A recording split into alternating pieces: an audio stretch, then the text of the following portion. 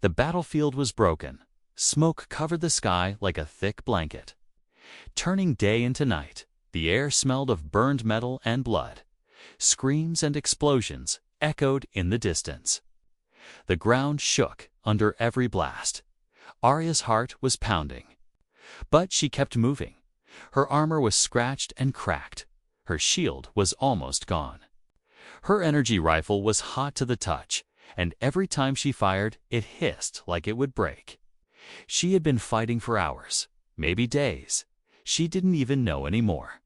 Her people, the Varelians, had been pushed back to the last defense line.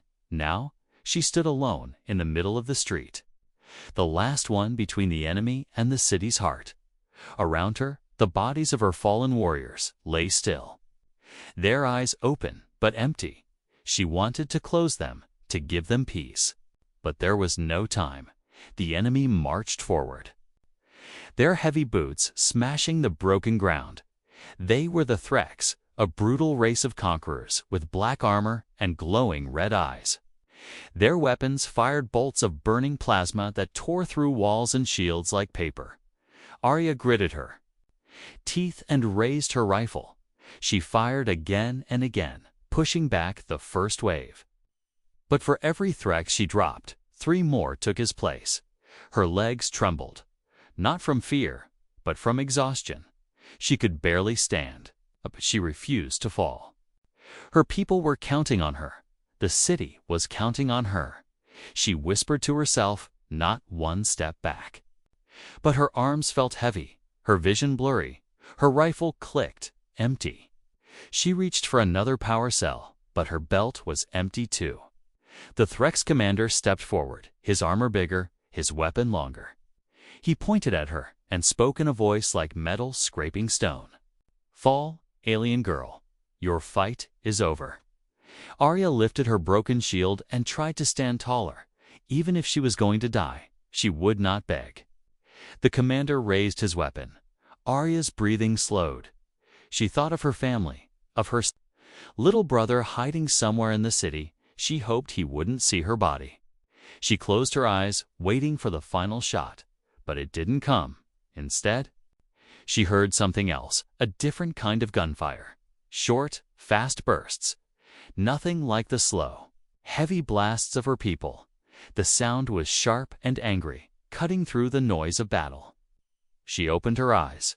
The commander who was about to kill her was lying on the ground, a hole in his helmet, and standing between her and the rest of the enemy was a human. She had never seen one in real life. Tall, broad-shouldered, wearing armor that looked old but strong. It was dented and scratched, but it had a strange symbol on the chest, a faded blue and white flag with stars. In his hands was a weapon she didn't recognize, long and black, with smoke rising from the barrel. His eyes were calm but fierce, scanning the enemy like a hunter choosing his prey. "Get up," he said without looking at her. His voice was steady, like this was just another day for him. Arya pushed herself to her feet. Though her legs shook, the Threk soldiers hesitated for the first time. Unsure of this new opponent, the human stepped forward, firing again, each shot hitting its mark. The enemies fell one by one, confusion spreading through their lines. Arya stumbled closer. Who are you?" she asked. The man didn't turn his head. He just reloaded his weapon and said, "Name's Mason. Stay behind me if you want to live." Then, without warning, he charged forward, forcing the Threks to fall back. Arya had no choice but to follow, for the first time in hours. She felt something strange, not just relief, but hope. The human fought differently from her people. He didn't stand in one place. He moved fast, ducking, rolling, firing from angles she had never considered. He seemed to know exactly when to shoot, when to hide, and when to push forward. Each time an enemy got close to her, he was there. Blocking their attack, she couldn't tell if he was protecting her, or just making sure the line didn't break. The Threks regrouped and began to circle them. There were too many. Arya's chest tightened. They were still going to die here. But Mason glanced at her and smirked. "We're not done yet," he said, and somehow she believed him. The enemy roared and charged. The human raised his weapon. And in that moment, Arya realized something. She wasn't fighting alone anymore. The roar of the Threx army grew louder. Their boots pounded the ground in unison, shaking the cracked streets. But Mason didn't back away. He stepped forward, planting himself like a wall of steel between Arya and the enemy. His rifle barked again and again, sharp bursts of fire that sent enemy soldiers dropping to the ground before they could even raise their weapons. Arya had seen many skilled warriors, her people trained for years before being sent to the front, but Mason was different. There was no wasted movement, no hesitation. Every step he took, every shot he fired, was part of a pattern only he seemed to understand. It was like watching a storm, sudden, fast, and impossible to stop. The Threx tried to adapt. They spread out, aiming their plasma rifles at him from 3 sides. But Mason moved before they could fire. He ducked low, rolling behind a chunk of broken wall. From there, he popped up and fired in quick bursts, each bullet hitting its mark. The red glow in their helmets flickered, then went dark. "Stay low," Mason called to her. Without even turning around, Arya crouched behind a fallen beam. Clutching her cracked shield, she tried to fire her own rifle, but the weapon was dead. Its power core had overheated long ago, so she watched, and in watching, she learned Mason didn't fight like her people. The Varelians believed in holding their ground, protecting their line. Humans, at least this human, fought by moving. He didn't wait for the enemy to come to him. He went to them. He slid across debris, used walls for cover, and always kept his rifle aimed where the enemy least expected. A Threx soldier leaped from the side, aiming at Arya. She barely had time to raise her shield before the shot hit. The impact threw her to the ground, the heat burning her arm through the armor. Before she could recover, Mason was there, pulling her back to her feet. "You alive?" he asked quickly. She nodded, trying to catch her breath. "Good," he said, and turned back to the fight like it was nothing. But the enemy wasn't giving up. More soldiers poured in from the alleyways, their armor shining under the dim red sky. They moved like a tide, pushing forward. Arya's stomach sank. They were going to be surrounded. Mason glanced around, reading the field like a map. He pointed to a collapsed tower at the end of the street. "We move there," he said. "That's closer to the city walls," Arya replied. "Exactly," Mason answered, his tone calm but urgent. They ran, Mason in front, Arya close behind. Plasma bolts hissed through the air, smashing into the ground near their feet. Arya tripped over rubble but kept going. She noticed Mason's rifle. It looked nothing like their plasma weapons. It didn't glow, didn't hum, but it never seemed to run out of shots, and it cut through the enemy's armor like it wasn't even there. They reached the base of the collapsed tower. Mason took position behind a large piece of stone. From there, he had a clear view of the street. He started firing again, faster this time, his eyes sharp and calculating. The Threx soldiers tried to rush him, but each time they fell before getting close. Arya finally spoke over the gunfire. "Why are you here, human?" "This isn't your war." Mason didn't answer right away. He reloaded his rifle with a smooth, practiced motion. "I go where I'm needed," he finally said. His tone was so matter-of-fact, like it was the simplest truth in the galaxy. The fight dragged on. Bodies littered the street. Smoke curled up from burning wreckage. Arya was panting hard, sweat running down her face. But Mason looked almost the same as when he arrived, his breathing steady, his movements still precise. It was as if he had done this 1,000 times before. Then Arya saw something that made her blood run cold. Behind the Threx lines, a massive, armored figure was approaching. It was twice the size of the others, carrying a weapon that looked like it could tear through an entire building. Her voice shook. "That's a war chief," she whispered. Mason's eyes narrowed. "Good," he said. "I was starting to get bored." The war chief roared, charging toward them. The ground shook with each step. Mason stepped out from cover, aiming directly at the monster. Arya grabbed his arm. "You can't fight that thing alone." Mason gave her a half-smile. "I'm not alone," he said, glancing at her shield. She realized he had a plan, and somehow it was going to involve both of them. The Threx war chief closed in. Mason shifted his grip on the rifle. Arya tightened her hold on her broken shield, and together they prepared to meet the monster head-on. The Threx war chief was a mountain of black armor. Every step it took sent cracks through the broken street. Its heavy weapon hummed with a deep, menacing sound. Glowing with unstable energy, the air around it seemed to bend from the heat. Arya's grip on her cracked shield tightened. Her pulse hammered in her ears. She had faced many enemies before, but this was different. Mason didn't flinch. He stepped forward, his boots crunching on the rubble. His rifle rose slowly, steady as a hunter, aiming at a dangerous beast. "Follow my lead," he told Arya without looking at her. "What's the plan?" she asked quickly. "Hit where it's not looking, and make sure it looks at me." Mason replied. The war chief raised its weapon. Mason dove to the left, firing rapid bursts at its shoulder joints.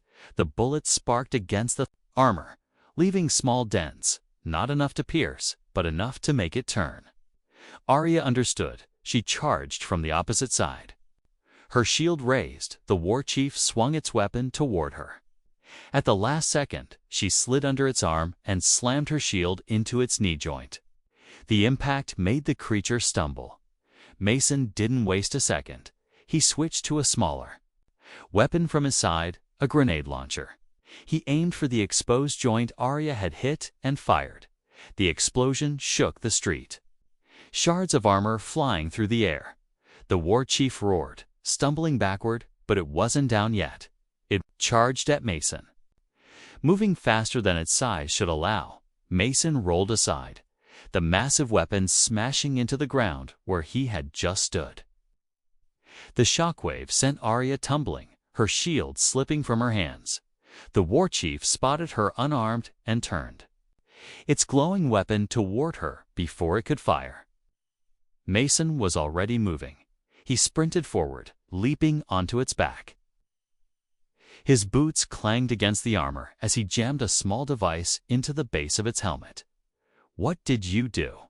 Arya shouted. Mason hit a switch on his wrist. The device crackled, sending electricity surging through the war chief's body. Its weapon fired wildly into the sky, burning holes into the clouds. "Go for the throat," Mason yelled. Arya scrambled for her fallen shield, grabbing a sharp piece of broken armor from the ground instead. She ran forward, leaped, and drove it into the narrow gap between the war chief's helmet and chest plate. The roar turned into a choking sound. It staggered. Dropping its weapon, Mason jumped off its back, landing beside her. Together they pushed the creature into a collapsed wall. It fell hard, the ground shaking as its armor went still. The street went quiet for a moment. The other Threx soldiers froze, watching their leader fall.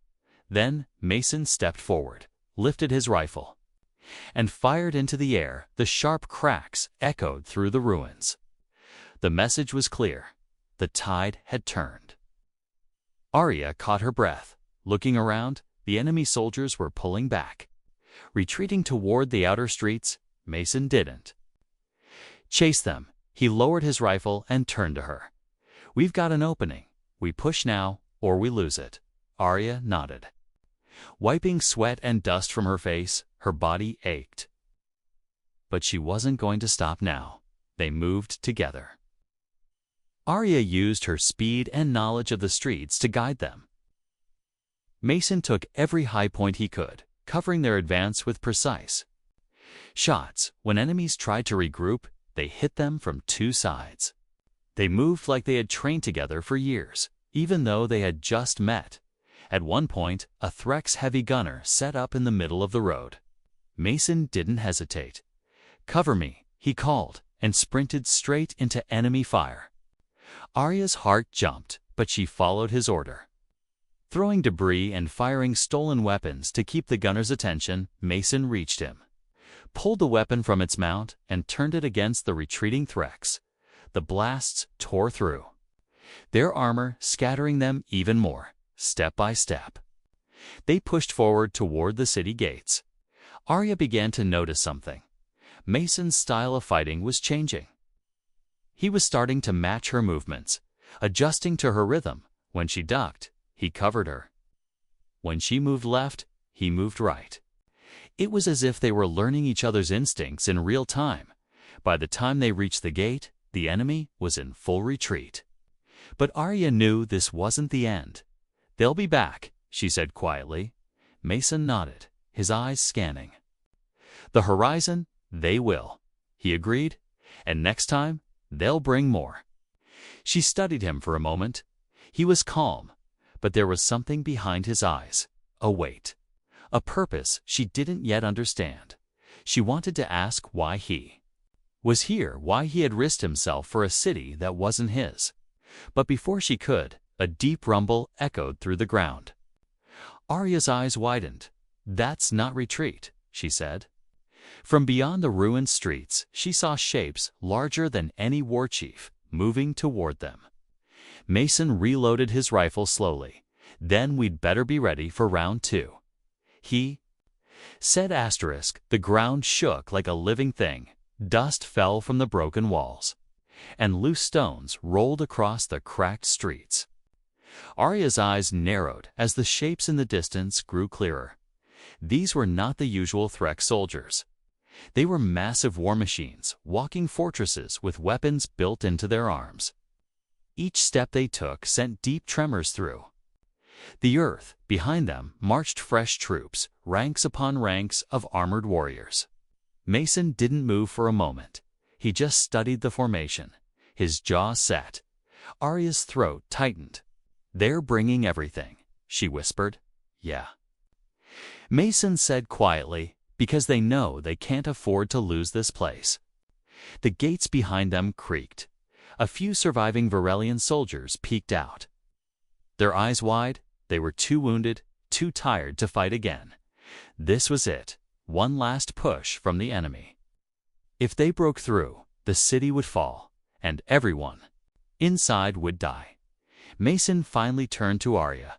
"We can't fight them head-on," he said. She frowned. "Then what do we do?" He glanced toward the far side of the city, where smoke rose from a distant ridge.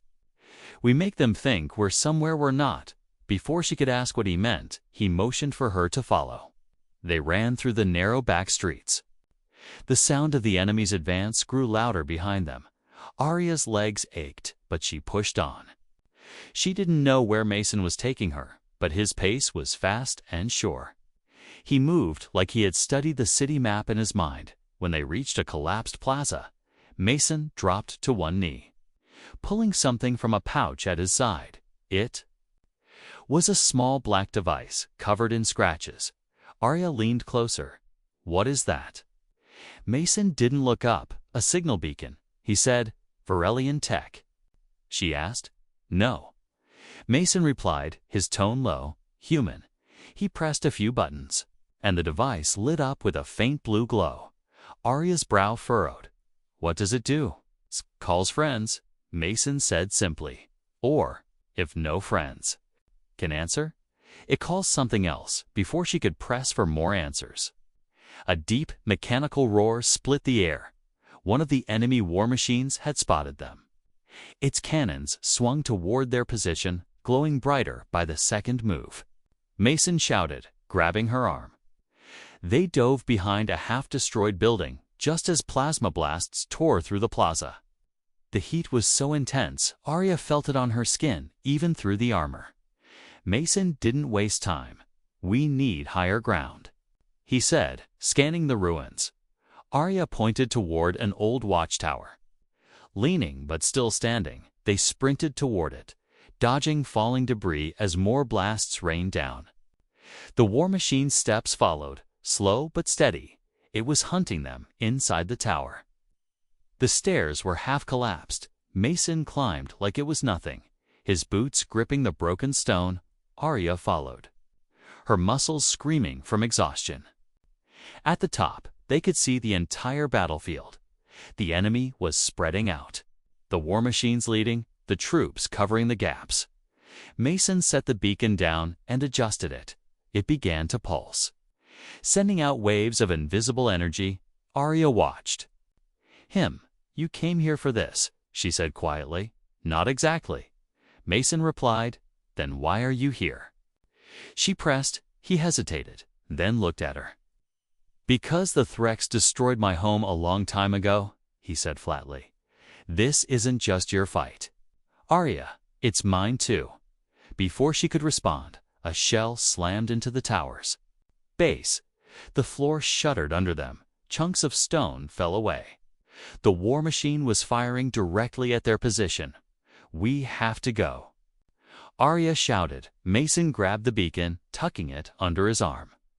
They raced back down the stairs as the tower groaned and began to collapse. Outside, the streets were chaos. The enemy had advanced farther than she expected.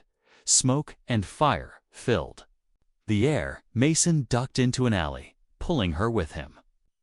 We're going to the old subway tunnels, he said. They're flooded, she replied. Not where we're going. Mason said. Arya realized then that he had been here before. Not just today. He knew the city's forgotten places better than some of her own people.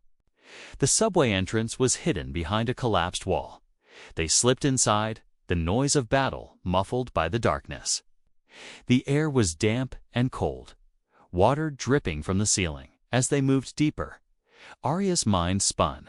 Mason had come with advanced human tech, knew the city layout, and had fought like no one she'd ever seen. He wasn't just some soldier passing through. He had a mission, and now she was part of it. Finally, Mason stopped at an old control room. He set the beacon on a rusted table, connecting wires to a still-working power line. Arya asked, "What happens when that thing finishes its signal?" Mason looked up at her, his eyes sharp. Then the real fight begins, he said, and somewhere above them, the muffled sound of heavy engines began to fill the air. The hum of the beacon filled the dark control room. Its soft blue light flickered on Mason's face, making the hard lines of his jaw stand out. Arya stood across from him, her back against the cold wall. Water dripped steadily from somewhere, above each drop echoing in the silence. The world outside was chaos. But here, in the old tunnels, it felt like time had slowed. She finally broke the quiet. "You're going to tell me now," she said, her voice low. "Tell you what?" Mason asked without looking up, still working on the beacon settings. "Why you're here, why you fight like you've done this 100 times. And why you're risking your life for a city that isn't yours." Mason tightened one of the wires, then leaned back. "I'm here," he said. "Because the Threx don't stop at borders. They keep taking until there's nothing left. And I don't plan on letting that happen again." Arya tilted her head again. Mason's eyes were steady but distant. "They came to my homeworld years ago. I was just a soldier back then. But I saw whole cities turn to ash. We fought them off once, but it cost us almost everything." His voice went quiet. "I learned one thing. You can't wait for them to come to you. You have to hit them where it hurts." Arya's chest tightened, so the beacon. "It's to call your people." Mason shook his head. "There aren't many of my people left. Not out here. The beacon is calling an orbital strike drone." Her eyes widened. "That's human tech." "Old human tech," Mason said. "From a war most people have forgotten, but it still works.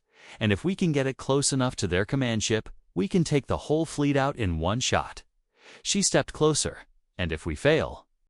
Mason looked at her without blinking. Then the city burns, and so does everything in it. The weight of his words hung in the air. Arya's mind raced. The plan was dangerous, maybe even impossible, but it was also the only chance they had. Her people's weapons couldn't break the Threx command ship's shields, but maybe his could. How do we get the beacon there? She asked. Mason pulled a worn map from his pack, laying it on the table. We use the tunnels to get to the eastern sector. There's an old maintenance hatch that opens right under the city's outer wall. From there, it's a straight shot. Through no man's land to the docks. Arya frowned. No man's land is exactly that for a reason. It's open ground. We'll be seen the second we step out. Mason's mouth curved in a faint smile. Which is why we won't be walking. He reached into his pack again and pulled out a small hollow projector.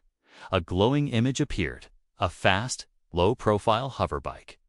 It's stripped for speed, he said. 2 seats, no armor, no weapons.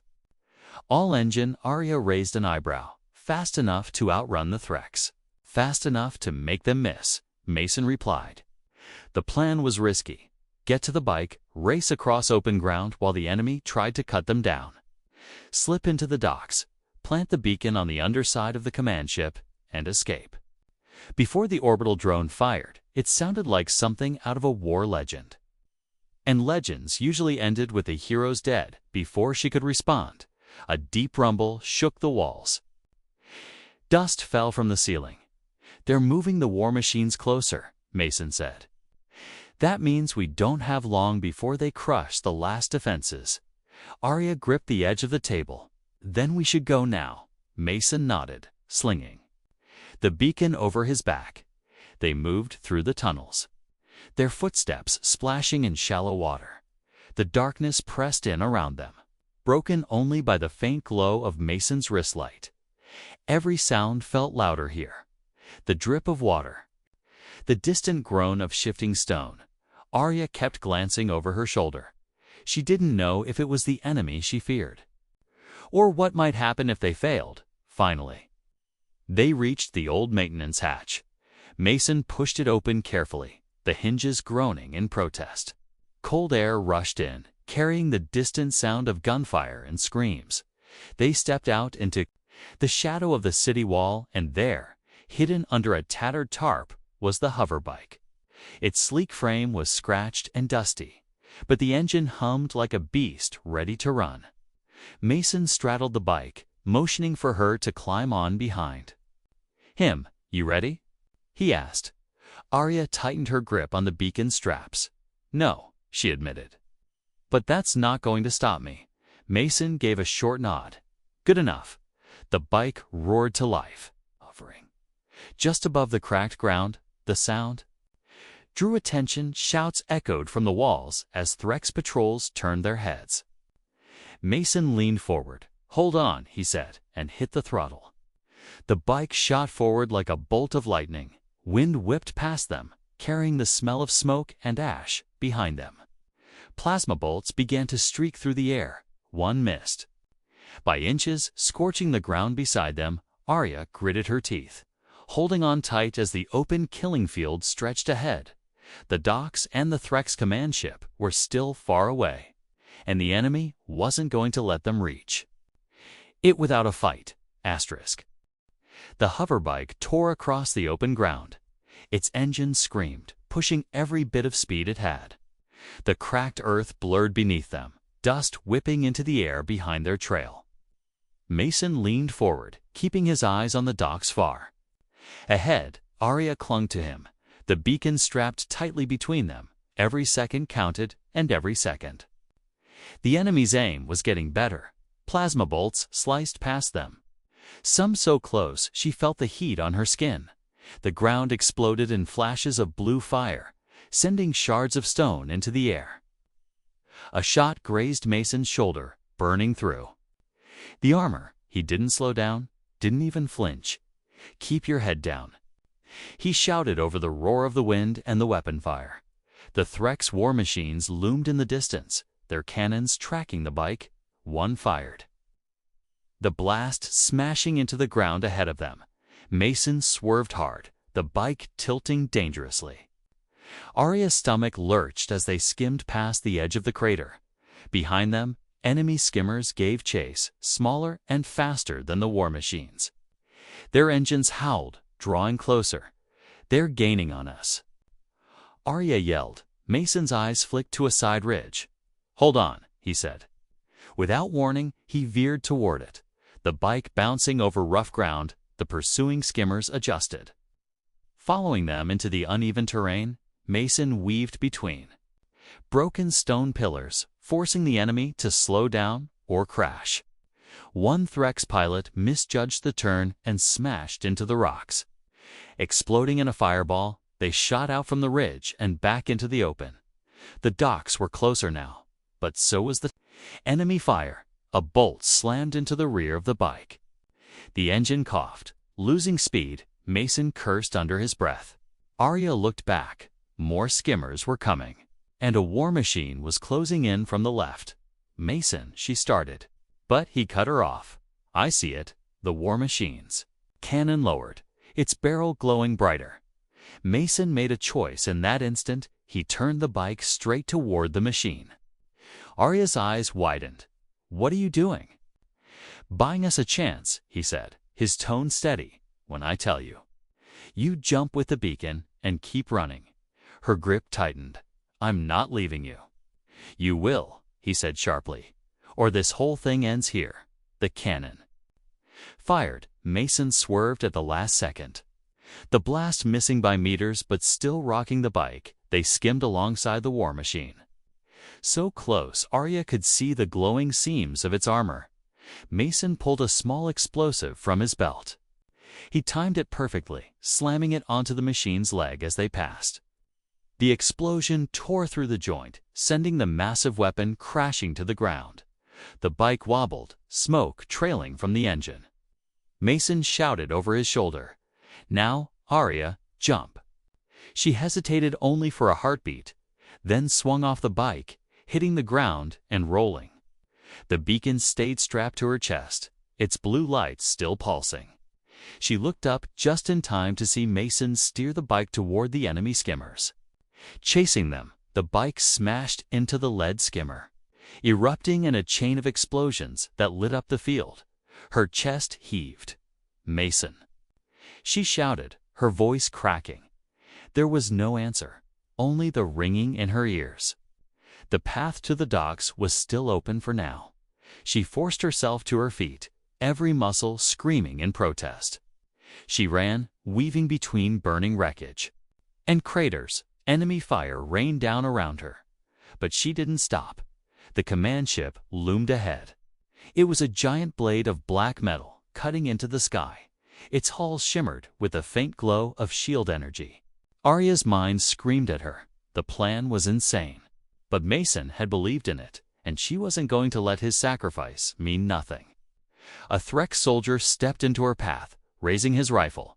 She ducked and rolled, drawing a small sidearm. She'd taken from the battlefield. Her shot hit the soldier in the chest. Dropping him instantly, she kept moving, her lungs burning. Each step brought her closer to the underside of the command ship. Closer to where she could plant the beacon, she reached the docking struts, their shadows swallowing her in darkness. Climbing up was slow, her hands slipping on the smooth metal, but she forced herself higher, gripping each hold like her life depended on it, because it did. Above her, the hum of the ship's engines vibrated through the metal. She found a narrow service hatch and wedged herself inside, pulling the beacon free. Her hands shook as she activated it. The device's light changed from blue to red. Armed, she pressed it against the hull, the magnetic locks snapping it in place, somewhere far above. The orbital strike drone was changing course. She could almost hear Mason's voice in her head. "Good work, kid," but she wasn't done yet. The timer on the beacon was short, too short. She had to get out before the drone fired. She slid down the struts, landing hard. Her legs almost gave out, but she ran. Every step was a fight against the weight in her chest, not just from exhaustion. but from the thought that Mason might already be gone. Arya's feet pounded against the cracked ground. The command ship towered behind her, its shadow stretching long in the fading light. The beacon's red pulse reflected off her armor as she ran. Every beat of that light meant the timer was ticking. Down, the air was thick with smoke and the sharp scent of ozone. Her lungs burned, but she didn't dare slow. Above, the sky rippled, a shimmer of light bending the clouds. She knew it was the orbital strike drone, even without seeing it. She could feel its presence. It was old human technology, Mason had said. Built for one purpose, to end battles in a single shot. Enemy soldiers spotted her retreat and opened fire. Bolts of plasma hissed past, one grazing her side and sending a shock of pain through her. Ribs, she stumbled, but kept going. The docks were chaos now. Explosions tearing through the metal platforms. Threk soldiers shouted orders. Pointing toward the beacon clamped under their ship, they were too late. She ducked behind a half-collapsed cargo container. Her chest heaved, sweat and ash mixing on her face.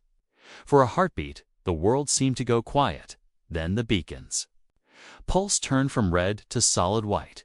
A low, distant rumble filled the air. Arya's eyes lifted to the sky.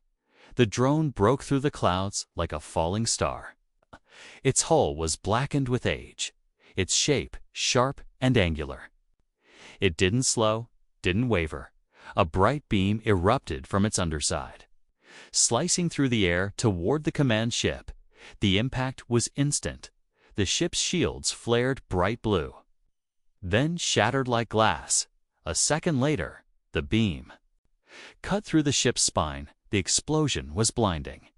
A wave of heat and force slammed into Arya, throwing her to the ground. Her ears rang as burning debris rained down around her. The sky turned orange and black. The command ship split apart, chunks falling into the ocean beyond the docks. The shockwave tore through the Threk's ranks. Their war machines froze. Their soldiers scattered in panic. The fleet was broken.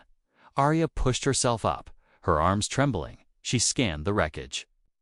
The chaos, the fleeing enemy, the city was safe for now, but the victory felt hollow. Her gaze swept the battlefield, searching for one face. Mason, she whispered.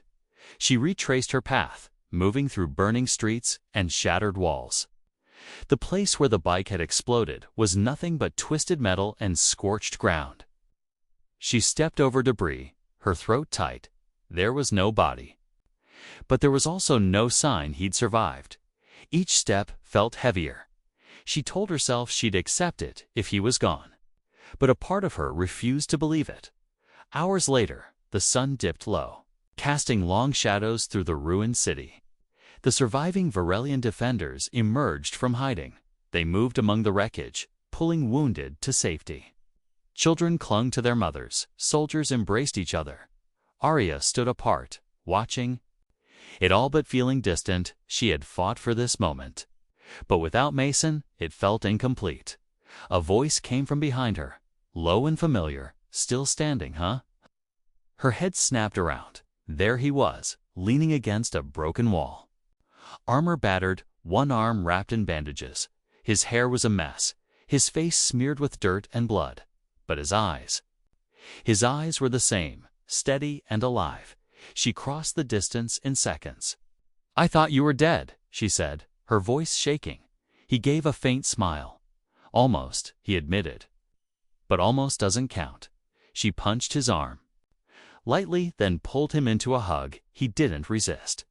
His hand resting briefly on her shoulder. When they stepped back, Mason looked out over the ruined docks. "You did good, Arya," he said. "No," she replied. "We did good." He gave a small nod. Fair enough. The city was already buzzing with talk of the human warrior and the alien girl who had turned the battle. Stories would grow from this day, told and retold. But for Arya, the memory wasn't about glory. It was about the moment she had been ready to die, and someone had stepped in, refusing to let her fight alone. Mason adjusted the strap on his shoulder and glanced at her. "So, what now?" she asked. He shrugged. "Now, we get ready for the next fight." She smiled faintly. "You think there's going to be one?" He looked at the dark horizon. "There's always another fight," he said, and together. They walked toward the heart of the city, side by side, not as strangers anymore, but as warriors bound by the fire they had survived. The war wasn't over, but this battle was theirs, and for the first time in a long time, Arya felt certain of one thing: she wasn't alone.